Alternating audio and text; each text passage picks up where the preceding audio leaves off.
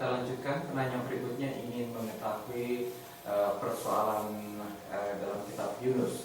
Dalam kitab Yunus diceritakan bahwa Yunus ditelan ikan paus tetapi tidak mati.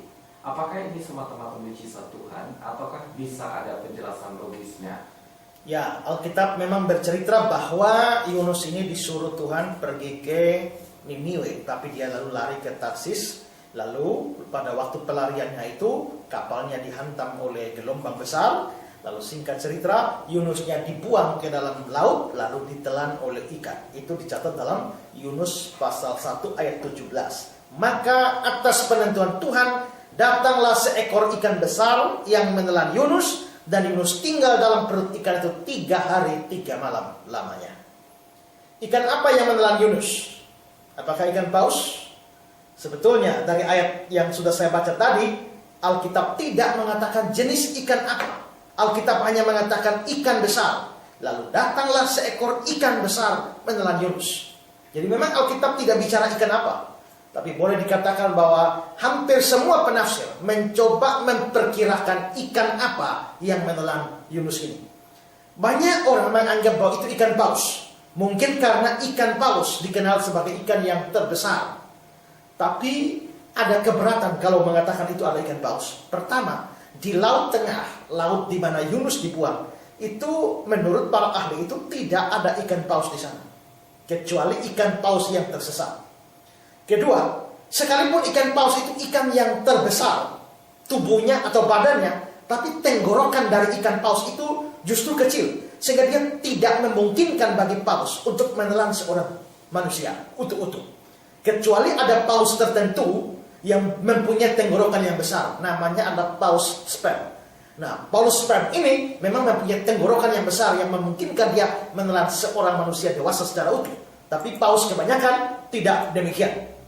Nah, banyak ahli justru mengatakan bahwa ikan yang menelan Yunus ini adalah ikan hiu putih yang memang selain banyak di Laut Tengah, tapi juga dia mempunyai tenggorokan yang besar yang cukup untuk menelan seekor kuda secara utuh.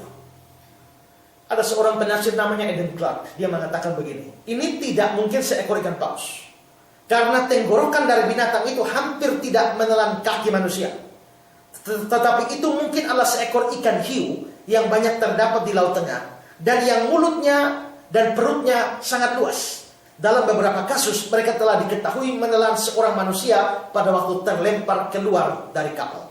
Itu keterangan dari Clark. Jadi kalau memang yang menelan Yunus itu adalah ikan paus, maka itu adalah paus sperm. Kalau tidak, maka ini adalah ikan hiu. Hiu itu lebih memungkinkan.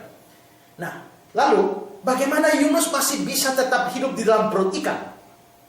Dari mana oksigen yang dia dapat untuk bernapas, dan bagaimana dia tidak hancur oleh zat asam yang ada di lambung ikan itu? Nah, ini masih bisa dijelaskan secara ilmiah. Saya mengutip dari International Standard Bible Encyclopedia. Dikatakan di dalam ensiklopedia ini demikian. Selanjutnya, McCloskey ini nama orang ya. McCloskey menunjukkan bahwa bahkan jenis-jenis ikan paus yang lain bisa memelihara atau menjaga seorang manusia tetap hidup, asal orang itu bisa mencapai kantong perut yang besar pada pangkal tenggorokan.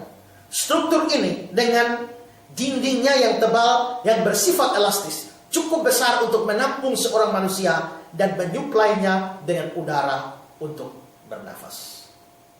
Lalu keterangan yang lain dari International Standard Bible Encyclopedia ini, A.Z. Wilson mencatat kasus seorang manusia yang disapu keluar kapal oleh seekor ikan paus sperm yang terkena harpun di sekitar Kepulauan Falkland. Ikan paus itu akhirnya dibunuh dan dibelah. Setelah 3 hari, pelaut yang hilang itu ditemukan dalam perut binatang itu dalam keadaan pingsan. Dia berhasil disadarkan kembali, sekalipun kulit wajah, leher, dan tangannya menjadi putih karena getah perut atau cairan asam perut dari ikan paus itu. Jadi dari sini keterangan ini kelihatan bahwa memang memungkinkan bahwa orang masih bisa hidup di dalam perut ikan itu selama 3 hari.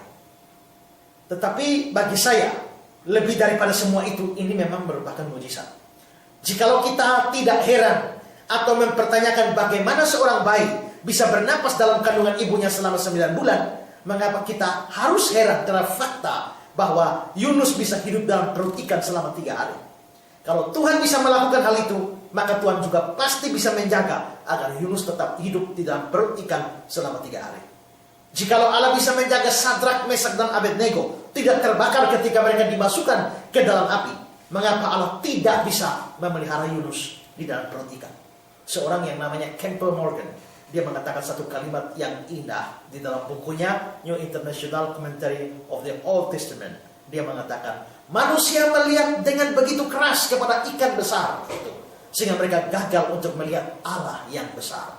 Jadi kalau melihat pada ikan itu, lupa bahwa ada Allah yang besar. Jikalau ada Allah yang besar, maka Allah yang besar itu tentu bisa membuat mujizat, di mana orang bisa dipelihara di dalam perut ikan tanpa mengalami kematian, jikalau Allah memang menghendakinya. Jadi memang menurut saya ini adalah sesuatu yang bisa bersifat mujizat, tapi juga masih bisa dijelaskan secara logis seperti yang saudara tanyakan. Ya.